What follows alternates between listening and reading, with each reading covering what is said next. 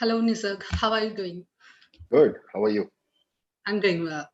Shall we start? Yeah. Hello, and welcome back to GFiT 2020, a virtual IT event conducted by good firms. My name is Namita, and I will be your host for this session, and I'm very excited to be alongside you on this journey of sharing knowledge and adding more to it.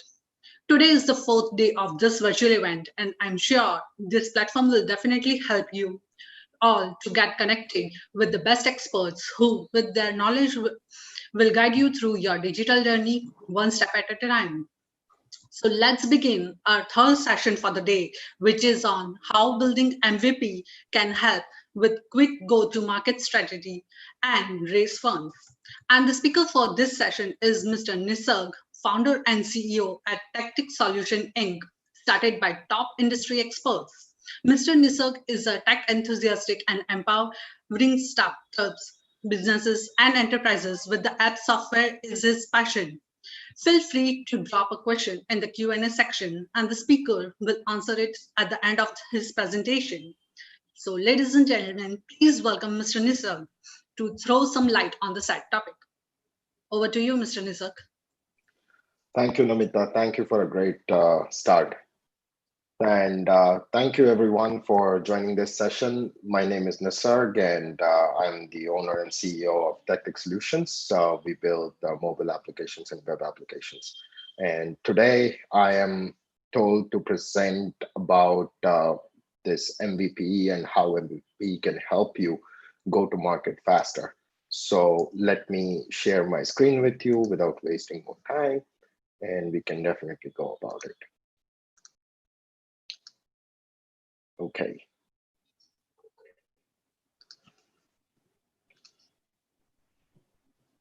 So our topic is how building MVP can help with quick go-to-market strategy and raise funds. So this topic will basically cover, how what is MVP. That is going to be the first thing. Then the second part is going to be how why build MVP and not the full-blown product. And then the third point will be to make sure that how you are going to be helped by creating an MVP in order for you to go to market, create a journey about it, create your marketing strategy around it, and how you're going to raise funds about it. And that would be covered during this entire session.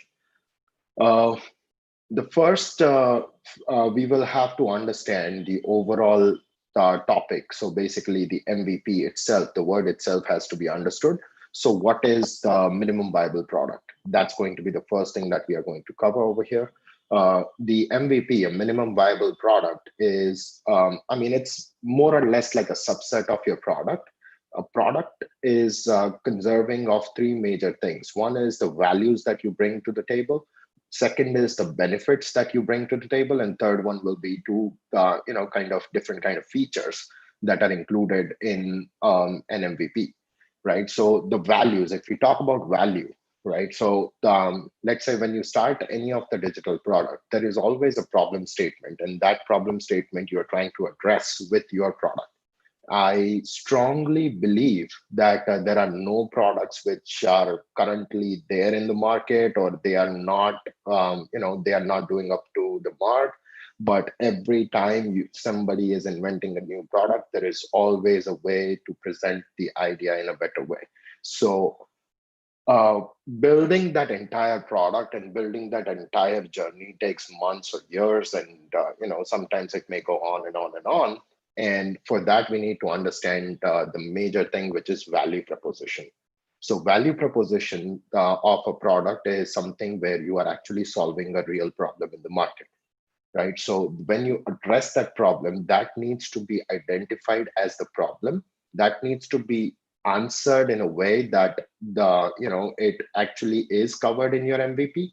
And then comes the benefits part of it. So the gray area, the dark area that you see is actually your MVP. You're not covering all the bells and whistles, all the features. You're not covering every single product nitty gritty around it. but you are actually conveying the message that this is what my problem, this is the problem that is currently existing in the market. This is how I'm going to solve the problem. This is the value that I'm going to add. And these are the benefits that you're going to get when you start using that product. So the overall structure of the MVP is defined on the basic premise of having the values and benefits added to it, and how that will help you. So that will help you create the maximum learning from the validated users. And then your product or the vision of your product will be much more refined.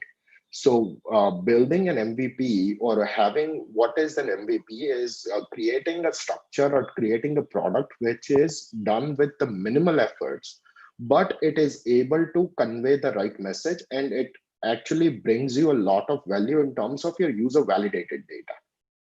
What will be happening after that is going to be like, you already have the users, you already know what your users are looking for, you already know where they are not liking, or what are the features that they are looking for. And because of that, the MVP will be much more valuable in terms of your go-to-market strategy. So when you start with the MVP, when you start building the MVP, the first benefit that you get out of it is the maximum validated learnings from that product or from the idea that you are trying to pursue. Uh, the next slide is going to be for all the product owners. So if you are a product owner, or if you are a tech enthusiast, or if you are trying to build any of the digital product or any other product, the first thing that you need to understand is the product owner has to have a mindset of being an evolutionist. You cannot be a perfectionist. And let me tell you the reason why. So by nature, everybody wants to perfect the product and then they want to launch it into the market, which means that they take forever to actually perfect the product, and then they go out in the market. By doing that kind of an activity, what happens is the first cycle that you see on your screen right here, that cycle is not launched, but the actual version of the cycle is launched, which is 20 years after. And that's not how you want to launch your product, is it? So don't be a perfectionist. Try and make sure that you are an evolutionist. You will be evolving with the overall product idea and the product strategy, but you need to have something going into the market as soon as possible. And then once you have the values and benefits defined in your product, it is ready to get started and it is ready to go to market, which means now your product, you as a product owner, you will have to own the entire product in your hand. You will have to see what are the features that you can put into a certain product, which will define the values and benefits. And doesn't have to be all the notifications, this, that. I mean, all those things are not really required. What your users want to see in the first phase itself is how you're solving the problem. So first thing is, be an evolutionist. Don't try to be a perfectionist, because that's not really going to help you. And the next slide will cover why I'm saying that. So here is the comparison between the MVP and full-blown product. So I have defined it in a kind of a way where you can understand the amount of weeks or something that it would take for an MVP to get launched and for a full-blown product to get launched. Of course, this data is definitely example driven and it's not like real data. Every single full-blown product may not need 65 weeks, or every single product may not even get to even a start line in 65 weeks. And some products may even take forever to get to the full-blown product. So now let's try and understand. So what happens in case of this MVP area? If you look at it closely, you can actually create a small version of your application or the digital product that you are trying to build, which takes about 12 weeks. And because of that, what happens is your go-to-market strategy starts from the 12th week itself. So another benefit of that is, since you have only invested 12 weeks, that means your expenses, the product, let's say you have $100,000 in your pocket and you are trying to build a product, right? So that $100,000, usually in my experience, if you are trying to build a full-blown product, it ranges somewhere between $80,000 to $150,000. So the owner of the product by the end of the product development cycle has already spent most of the money, all of the money, or he has actually overrun the budget of developing a product. What happens because of that is when you try to go to market, how are you going to be marketing this product? So because you don't have any money, so first thing that you will have to do is, in case of full-blown product development, is first thing is you need to go out and raise funds, because you don't have any money for creating your marketing campaigns or designing your marketing campaigns or even improving your product to the next level. So then we always have one thought that, okay, it is going to go on its own. It is going to go organic and it will be a slow burn, but we'll get there. 9 out of 10 products, it doesn't happen and the product dies because they want to create and they went into that zone of being a perfectionist and not the evolutionist. So while you're developing the MVP, what happens is, out of $100,000 kitty that you have only spent about $25,000 on your MVP, which means you still have $75,000 to $80,000 spending in your budget, and that can help you go to market, which means that you can create your marketing campaigns. You can, kind of start putting in the money into PPC. You can run Facebook campaigns. You can run Instagram campaigns, and so on and so forth. You can even attend a lot of exhibitions like Good Firms or many other exhibitions like that. And you can even choose your industry and start attending those exhibitions, start being a sponsor there, and so on and so forth. So it will help you get the word out faster, because you have the money in your pocket, which means that you will be able to get there faster.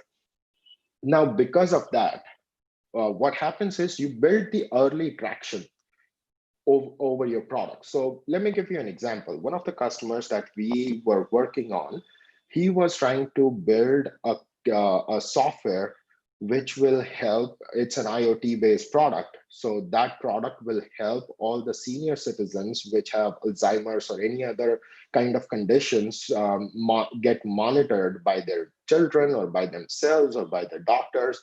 So that product actually started as an MVP. We built the product, we delivered it to the customer, and we were able to get it done in a very small budget. Then what happened was he actually went into the market because he had a lot of money in his bank, which was pending, and he could spend that money towards the marketing. What happened out of that is they actually went to the market and realized that my users are actually the B2C customers, which is the actual patient by himself. But there is also another opportunity, which is creating a product V2, which means that they wanted to actually go to care facilities now. And there are like 100 or 200 different people, senior citizens living there, and they wanted to touch the lives of every single senior citizen over there too. So then we created a product V2 where it was able to help those people as well. But because we had the money and we had the early traction, it already started generating some revenue. Simultaneously, they were also trying to raise the funds, and they were also trying to improve the product. So while we were creating the product V2 and before it launched, there were a lot of fundraising that could happen because of the early traction. And also that also helped us build the product V2. If we had created a full-blown product, the budget would have maximized. We would have never been able to go to market because we don't have any money in that case. And then the third portion is, who is going to give you funds? Because you have product, which is fine, which is an amazing product, but then generating revenue out of that product or creating the funds out of that product actually takes a lot of time. Because now you have a product, you have an amazing product, you have beautiful product that you have designed and created and developed over the period of 1 year, but your competitors have already started gaining traction because they created the MVP and they actually went into market. Now, along with that, what happens is the investors, they like hearing traction. They like hearing what is your product about. They want to know what exactly are you planning to do with this product? What are going to be your projections? What is currently your situation with this product? And how are you going to scale up, or how are you going to improve the product? What is going to be your product versions? And similarly, there are multiple different ways that they would definitely ask you, but they are not going to say, okay, this is a full-blown product, give it to us. We will be giving you X amount of money for X amount of equity. But when you have the traction, you can always create the projection. So it also helps you with your valuation of your company. It also helps you with the projections that you are trying to create over the 3 years, over 5 years, or whatever, right? So that's how it goes. So with MVP, there is always a product version 2, product version 3, product version 4, and so on and so forth. While with full-blown product, there is only one product, and then there are only improvements that are happening. Because of that, you're not actually listening to your users. With MVP, you have the validated data, which has come early in the market and early from the market, in fact. So because of that, you can actually create the deviation in your plans. You can always listen to your users and start creating different kind of features. You can start conducting user interviews. You can start conducting different kind of surveys and polls and see what your users really demand. And then rather than reinventing the wheel with the full-blown product development, you can actually create a small deviation in your MVP and start creating another product versions, and that would help you gain more trust towards your user base. That would also help you get diversified into multiple sectors if the product is in that area, and that would also raise the eyeballs on your product from a lot of investment companies. So that is how the MVP is going to help you. So improvements is definitely something that is going to be an ongoing process. But at the same time, when I tell you to be an evolutionist, you need to always keep on inventing your product with your user validations, with your competitor analysis, with your lot of different kinds of analysis that you can do. And sometimes even your investors will definitely jump in and say that, okay, these are the features that we think may be valuable to this company. And your investors may say, oh, I have another investment in this company, which is aligning with your thought process. Why don't we, kind of create something in the middle, and we can sell it to a lot of users. We can exchange the users. We can make sure that the users are justified with the cost. And that's how the collaborations happen. That's how the basically that's how different products get merged into other products, and make sure that there is always a better way and better experience for your user base. Third part is running a design sprint. So what is a design sprint? Design sprint will get you to a prototype. So previously what used to happen was, a person has an idea, a person has an amazing idea that he goes out there and pitches to his investors. That idea that actually runs by a design sprint, which is run, Slack and every other company in the world these days actually go with this design sprint first, create a prototype out of it. But what was happening previously was, prototype was something that you create and then you go to market and start raising funds towards it. You can start asking for investments for it. You can ask for seed investments. But let's face it, we are going through some very difficult times these days, and just having a prototype in your hand is not going to be attractive for your investors. It's not going to be attractive for your angels or seed funding guys. Nobody is going to give you kind of money until and unless you have something like traction or something in your hands. So with MVP, if you have traction and if you have a product which is accepted by the users, it also increases your chances of having the funds in your hands. With full-blown product development, you have already spent a lot of money, and then comes to raising the funds, which again makes it difficult, because again, you don't have any traction and you have created a huge product. And creating the valuation of that product also becomes difficult, because nobody knows how to evaluate that product, because your users have never ever reacted to your product, in other words. So that is a basic difference between the MVP and the full-blown product, and just running a design sprint and creating a prototype out of it and then go to market. So that's how this is defined. And yes, absolutely. If you have any questions, please go into Q&A and we'll definitely answer. I'll try to answer all of those in to the best of my ability by the end of the session. Uh, Now, we already talked about having product owners having a mindset, but imagine in a world where a product, if it remains the same over the period of years, um, I mean, does it increase its value or does it decrease its value? So a product which is not evolving in the market is definitely a depreciating asset, which means that it becomes liability over the period of years. So for example, there are many companies who have depreciating value these days because they forgot to evolve themselves or evolve the company or evolve their products with the evolving market. And we have several different examples for that. And the one example that I can give you is, let's say Jeep, right? So Jeep in the 1940s, when it was invented, it had a completely different kind of a version, which was serving the need of that time of the users. But they constantly keep on evaluating their users' demands and their user base, and they wanted to understand who is actually the guy who is using, who is going to be used my car, and how am I going to improve their experience in order for us to make a lot of money and constantly keep on selling. And that would also mean that we will be able to attract a lot of eyeballs from different investors and say, okay, how much do you evaluate my company at, and how much can I give you in order for me to give you a certain stake in your company? So that's how the product needs to be evolved, and similar mindset as a product owner, right? So product has to constantly evolve. That's what this entire thing represents. And because of that constant evolution, you will definitely see tremendous results from the overall cycle.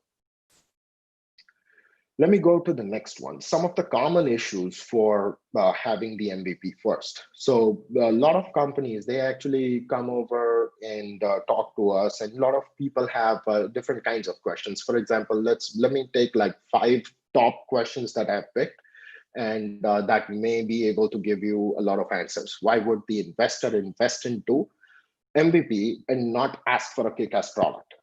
uh, Investor doesn't want to know all the nitty-gritties of your product, or investor doesn't need to know how, I mean, this entire product, how you are going to sell it or something. When you give them something in hand and you can tell them that this is the problem that I'm solving, and here's the product which actually solves that problem, that's more than enough. Along with that, you are also giving them how you are going to update your product, how you are going to make sure that what is your next projected plan, what is going to be the evolution of the product, and what is going to be the evolution in terms of the revenues of the company. When are you planning to be get into break even EBITDA, and then when can they expect to get their ROI on the investments that they need to make. So they do not want the entire product, they want a project plan. And the project plan basically says, okay, here is what we have. Here is the traction that we have got from our users. We already have received over 10,000 users. Out of them, 5,000 users are daily active users. Out of 5,000 users, 100 people are already paying, let's say $10 a month or something. And that's how it constantly, so your pitch becomes really good. So your pitch deck, when it has MVP, you have all the different kinds of projections, you have all the different kinds of things that you can always address to the investor. The next question is, if the investor is okay with the MVP, is it safe to assume that the investor is okay with even the idea of my product? As I already covered in my last slide, in fact, yes, the investor should be okay with just the idea as well. But think about it. Do you have more chances of raising the funds when it comes to investing into just an idea, or do you want to spend a little more money, give the confidence to your investor that since I have put in my own personal money, which I earned by blood, sweat, and tears, and I have put in that money over here, then I'm all in, and I'm going all in with this product. And that means that I will be making sure that this product has some vision, and because of that, I have put in my money. I'm not just coming to you with a random idea which doesn't have any kind of user validation, doesn't have any kind of traction or anything like that. uh, the idea may get you funds, but I think you'll have to lose a lot of equity in order for you to even start with the product development, because then you're selling the idea. So then your investor will say, okay, how much would it cost me, or how much would it cost you to build this product, first of all? And when you say $100,000, and then the next question will be, how much would it cost me to go to market with this product? And then you have to actually define your MVP cost, define your full product cost, define your marketing cost and everything. But with a minimal budget, even though you have $100,000, is just a random number that I'm picking, but some products may even get built within $10,000. Some products may build even millions of dollars. So um, the third question that I'm usually asked is, since MVP has no features, would it not create a problem for the users to understand the vision? When I say there are no features that you need to include, it's not going to be like a normal blank web page which will just talk about the vision. It's not going to be that way. Yes, there will be certain kinds of features into the application, but that would only suffice towards your vision or the value that you bring to the table, and that will only create the basic core of the application. It's not going to be valued as feature. It is going to be valued as the core application and the heart of the product, right? So you are going to build the heart of the product, but you're not going to build the features around it, which means that let's say if we are talking about Facebook, you can create like all you need to do is you need to create something where you can add friends, you can delete friends, you can update friends, and you can start posting and you can start following each other. That's all you can build. And that would be more than enough for as an MVP. You don't have to have stories, you don't have to have sharing, you don't have to have the artificial intelligence into it. You don't have to have a lot of advertisements and all of that. You don't have to have business pages. So that would ensure that you have minimal core structure of the application. And then you can say, okay, this is the product that we have, and this is where we are taking it. So that means that your vision is pretty much clear with the product that you have, that it's a social media app. And then how you take it, or what kind of features do you add to it, which are required by your users and which are adaptable by your users, or which are enough for your users to play around with. That's going to be the features. So you are building the core of the application while you are removing the features for the next phase. And that's how this question is usually answered by me. Then comes the next part, where it is, how should I create the valuation of my company based on the MVP? So with the full-blown product, you don't have any traction. With MVP, when you go to market and when you start investing a ton of money into it, what you know out of that is your customer acquisition cost. So when you have the customer acquisition cost, and you can what is going to be my repeat customers. So how many, let's say if there is a subscription application kind of a thing, then how many people are actually remain subscribed for months, and what are the amount of people who are using the freebie and then they just leave. For premium kind of applications, that is usually the case. But freemium kind of applications, there are so many people who actually pay for the content, who pay for the value that you add. So that means that you will already start generating revenue out of it, but your burn rate will be higher. But then comes the actual set where you can say, okay, here is the current revenue that we are generating. If we continue with this pace, then we will be at this point by the end of the year. If we become optimistic, let's say $100,000, we will be able to generate in a year if we continue with this pace. But our current burn rate will get us to $200,000 in expense. So you'll be making a loss of $100,000. But when you say, okay, if we become optimistic and if we really put the pedal leg on your pedal. And if you really start accelerating the growth, then we can definitely be optimistic, and we can say we will be able to get to about 200,000 this year, and we'll be able to break even if we are optimistic. But from next year onwards, if we still start remaining optimistic, and if we continue to hit our targets, we can actually get to about $500,000 or $1 million or $2 million. There are so many case studies around it.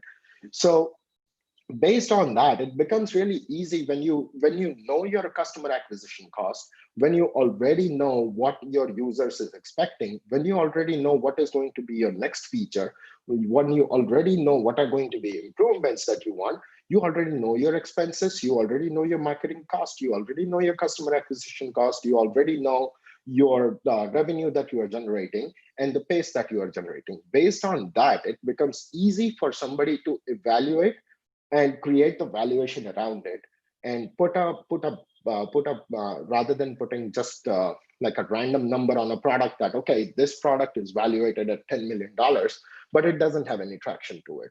So when you have all these numbers to play around with, it becomes easier for you to create the valuation. It becomes easier for you to actually come up with some kind of legitimate numbers, which you can show it to your investors. Then comes the next part, and which is going to be the last question in the common issues. Will I have to give away a lot more equity because we only have the MVP?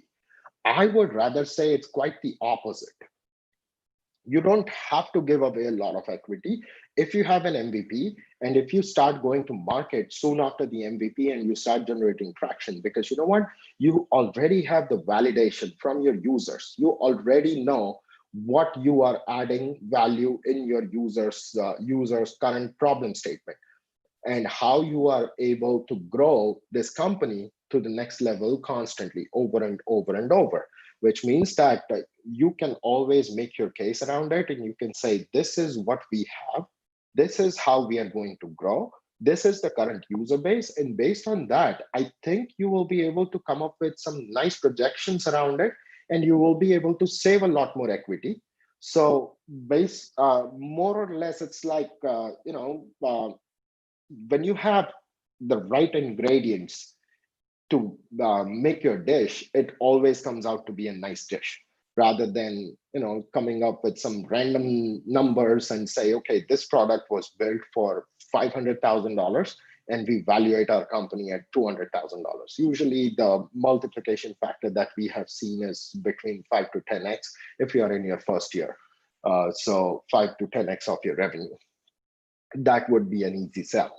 I have seen companies who have even sold, like, raised money and simple applications, but they've raised $6 million. One of my customers actually did it, but that's a different kind of a ballgame. But when you get into this ballgame of creating the MVP, you understand how you can play around with the numbers, because you actually have the numbers, and you actually know what your user base is like, and you actually know what they are expecting next, how I'm going to add more value to their lives, how am I going to solve more problems into their lives. And that makes it much more easier for you to solve that problem. Then comes the next slide, which is why go to market with minimum viable product, which is now very clear to us. And let me reiterate what I just mentioned. So it actually helps you in 3 different areas. One is validating your product idea with the real users, right? So as we mentioned, you already have your validated users, you already have built the traction. So your users already know what they are looking for. And your users will be the best asset that you can have. And that best asset is going to give you tremendous amount of valuation. That user base is going to give you tremendous amount of inputs. That user base is also going to help you grow your entire business, because you know what? They are going to tell 10 other people that I've been using this app and this problem actually goes away. Why? Because this application actually works. So build a product which actually solves a problem. Do not build a product which is just a Me Too product. think about it from your own self and your own personal experiences, the problems that you're facing while building the product or building the MVP. And when you come up with the idea, validate it with the MVP, with the real users. So you will get more idea towards it that, okay, whether I should pursue this path, or this path is heading nowhere, or this was just in my head that this is an amazing product and I could have done wonders with it.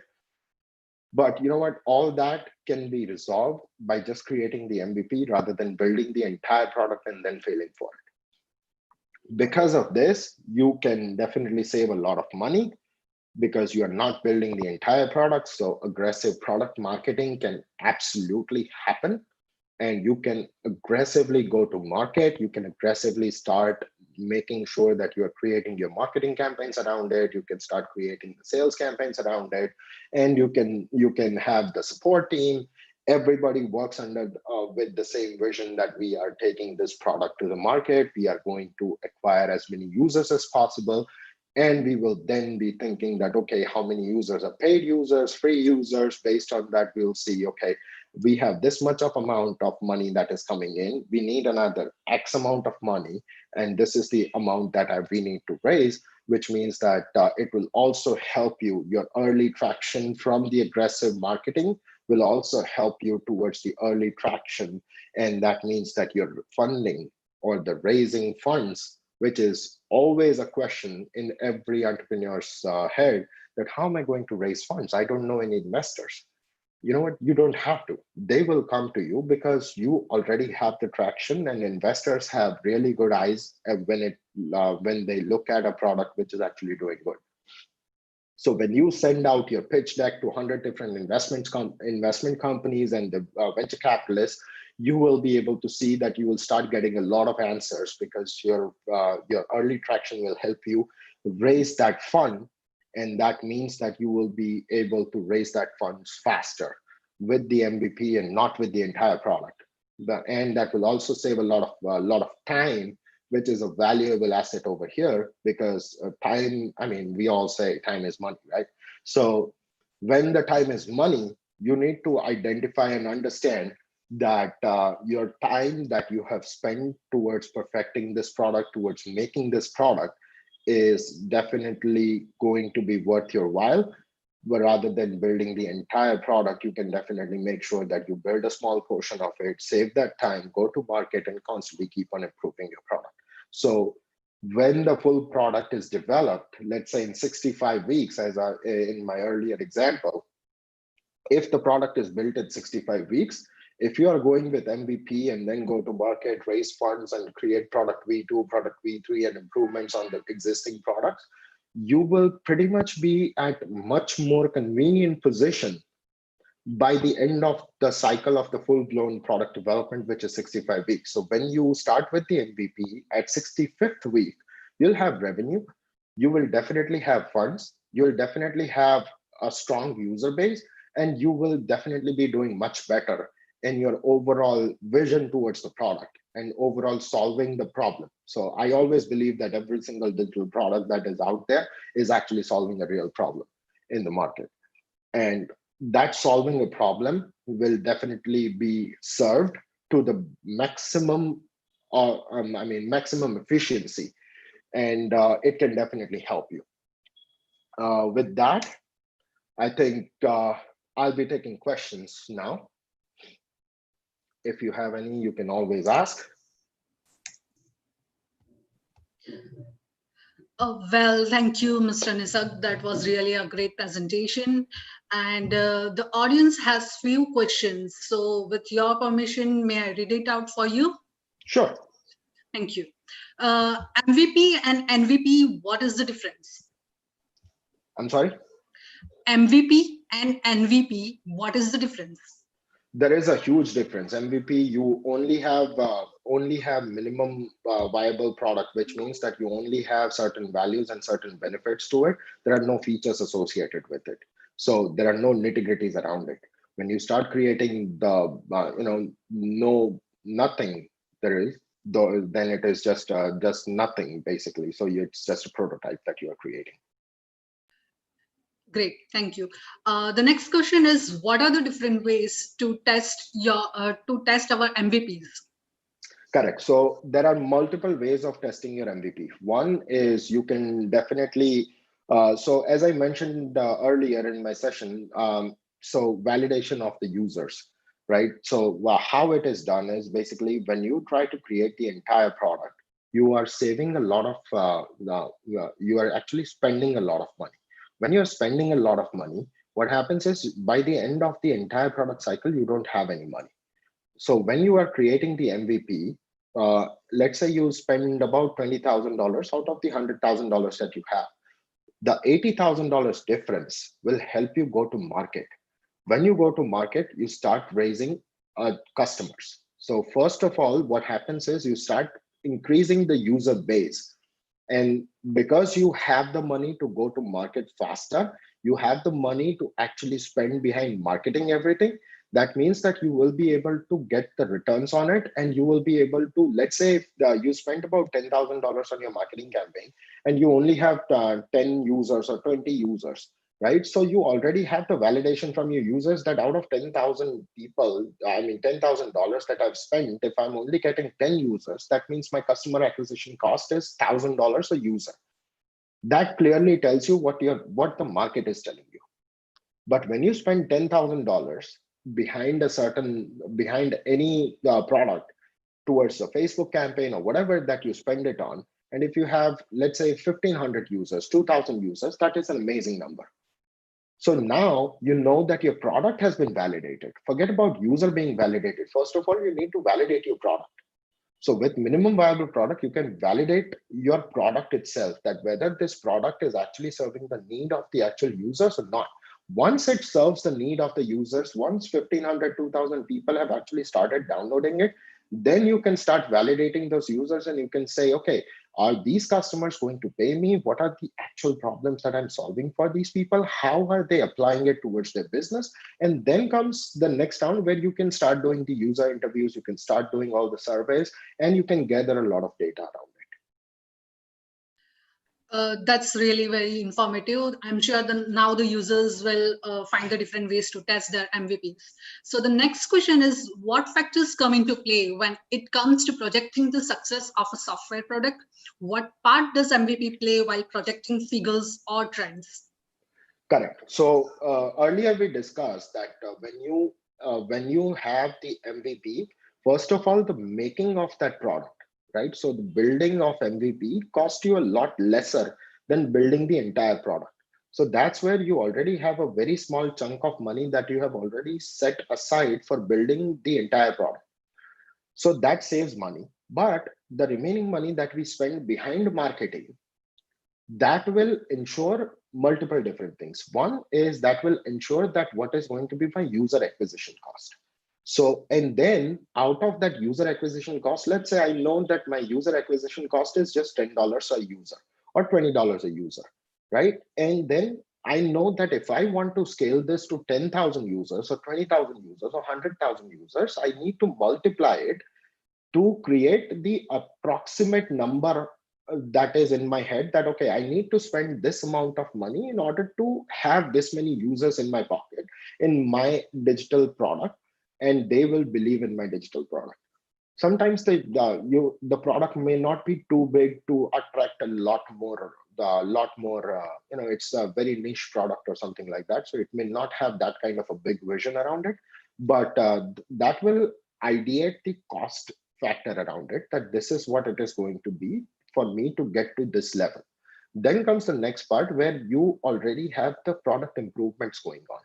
Then comes the next part where you have the product version 2, version 3, where the user validated data will help you how you are going to take that to the next level. When you sum up the development cost around it, when you sum up the marketing cost around it, when you sum up the customer acquisition cost around it, and the growth plan, you will be able to say that, okay, this is the product that has been built. It is already generating X amount of revenue. But in order for us to reach to a break-even point, this is the amount of money that we have to raise, and that will help your overall valuation of the company. Thank you so much. Uh, The next user, Ivan, wants to know that what is the best way to conduct a market idea and product validation while building an MVP? Uh, are you saying market validation, did you say? Can you Uh, repeat the question, please? yes. What is the best way to conduct a market idea and product validation while building an MVP? Okay. So while building an MVP, there are multiple ways you can play around with. So when you run the design sprint, that is the first base or first thing that you should start your product with. So when you run the design sprint, first thing you need to create is something called a user persona, right? So you need to identify who is your target audience, who is going to be the person who is going to use this product, and whose problem am I solving, which will tell you who is exactly the person who is going to use that application. Now, when you start running the design sprint, before that, what you need to do is you need to identify the user. You need to find a chunk of those users. You need to pay them, let's say $50 an interview or something, but you need to interview them. You need to identify what are the current issues in their current daily lives, and if they are solving, they are actually having that problem or not, and how pressing is that problem. Once you have the validation around it, then you know that whether your solution is going to resolve the problem that are currently being identified in your actual user persona that you have created in the people who are going to use your product. Are you solving that problem for them? Is your product solving the problem for them? And if your MVP is solving that exact same problem for them, then you can go for it. That would be your perfect validation. Great. I'm sure now Ivan has got the answer to his question. The next question is: if for some reason an MVP product fails to entice the market, what are some steps that are involved to ensure that necessary tweaks are put into place? So, first of all, congratulations, because your product failed with a very minimal budget. But that is the beauty of it, right? So it actually failed at a very minimal cost. Now, what that really means is you did not perform your design sprint well. You did not interview the right people. You failed to create that user persona in your overall thing. You also need to identify and understand where exactly did it fail, or where did I misunderstand my user interviews, my ideal user persona that I created. Where did that fail? And based on that, you need to revisit the whole cycle again. You will have to start with the design sprint again. You will have to start going through the interviews that you have taken. You need to start understanding where exactly did those users not able to communicate properly, or did we not able to understand the problem that they were trying to solve, and we solved it in a different way, but that's not what they want. So you need to start again with the design sprint. But yes, you definitely saved yourself a lot of time and a lot of money because you just worked with MVP. Thank you so much. I'm sure now the user know the steps. So the next question from Roxanne Gill is, how important is market research, which is done before developing an MVP? Is there a checklist of data points one must keep in mind while doing this? Yes, there is definitely a checklist. I can do some magic over here. I think yes. So this is the checklist that I usually have. Um, So creating the user persona, how you're going to understand the business, the long-term goals, the short-term goals, what are going to be the success criterias. These are the checklists that you need to create. I can share it with you, and you can give it to your users if you want. But mapping out the overall journey, mapping out the action plan, mapping out who is going to be the user, what is going to be the story like, how the story is going to start, where is it going to end, and so on and so forth. So there is a huge exercise that you will have to go through even before you start working on the MVP. So pain and gain maps that you will have to study. And then there is a very important aspect over here that you need to include from all the learnings that you have created. You need to include the high impact and high urgency things first in your MVP. So the features or the values or the vision that has high impact and high urgency, you'll have to include that in your MVP. And then whatever is the remaining, you can always revisit, you can debate over it, you can not include it in your product. So for example, if it is a low urgency thing and less important feature, you can always avoid it. So that's how the overall impact chart needs to be created, the prioritization matrix, that's what I call them. But that's how it needs to be done. Well, that's really nice of you to show the detailed guideline. Moving on to the next question, what is your MVP recipe to get maximum investment for your product? There is no perfect recipe for that, unfortunately. Uh, I would say the best recipe is to identify the problem and identify how big is the problem. Identify, so a lot of times what happens is, I feel that, okay, I just had a baby, I should create, some product around babies, right? I started working on it. I started facing some problems and I started creating the product around it. What happened is, when I actually saw that product in the market, it did not work. Why it did not work is because just because I'm thinking that it's a big problem in the market out there, that doesn't mean that it's an actual problem out there.